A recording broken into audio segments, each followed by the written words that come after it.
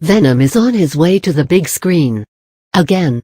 Sony reportedly has a movie starring the Spidey villain scheduled for an October 2018 release, even though the studio currently shares custody of Spider-Man with Marvel. We don't know much about what's planned, but we do know that a script is already in the works. Venom is Spider-Man's Bizarro.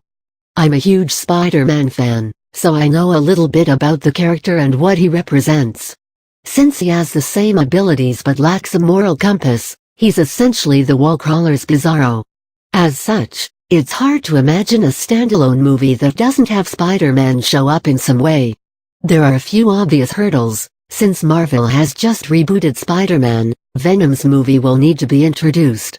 And since Venom is a villain, he can't really be paired against just another Spider-Man. Then there's the question of Spider-Man. How does Marvel include the web-slinger without making this just another Spider-Man movie? Here's one option: turn Spider-Man into the villain. That's not easy to pull off. Fans familiar with the character know that Venom is a bloodthirsty, deranged supercriminal with a personal vendetta against Spider-Man. In the comics, he exists because Eddie Brock, a disgraced journalist, joined forces with Spider-Man's rejected alien costume.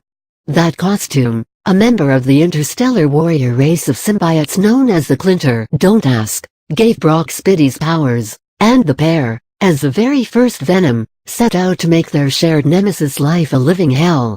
None of that is a clear recipe for a blockbuster hero, or even a trendy brooding anti-hero.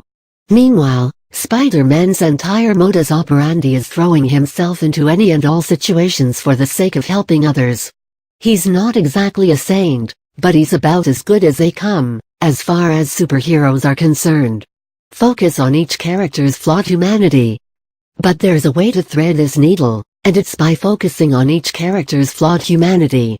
One of the most important aspects of Peter Parker's identity is that, as well-meaning as he is, he's just a regular person who happens to have superpowers.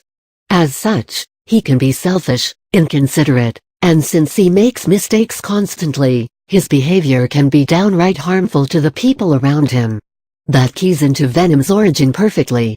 Despite his flaws, Brock hardly deserved to have his life ruined, and his wanting revenge is understandable. We'd get a different spin on Spider-Man through the eyes of Venom. Good guy Peter Parker becomes a self-righteous, hyper-talkative teenager who's in it for the glory. And Venom's mission suddenly is falling down, but the target is annoying millennials. Yes, I'm a millennial. Of course, a good movie from the perspective of a supervillain taking on an iconic superhero is almost unheard of in today's movie landscape. Warner Brothers has tried. Last year, WB and DC released the crummy Suicide Squad. And the studio is now in production with Black Adam. Clearly producers are willing to try new things to keep audiences interested in superhero movies. Swapping heroes and superheroes, protagonists and antagonists, could be gamble that pays out big. Imagine having to cheer against Spider-Man. Imagine a Venom franchise that starts with an evil but compelling protagonist that sees him become an anti-hero worth rooting for. Imagine learning what makes villain tick beyond the latest MacGuffin. Imagine having a reason to cheer against Spider-Man. Or, you could do a Venom movie in space. But maybe that's a little too weird.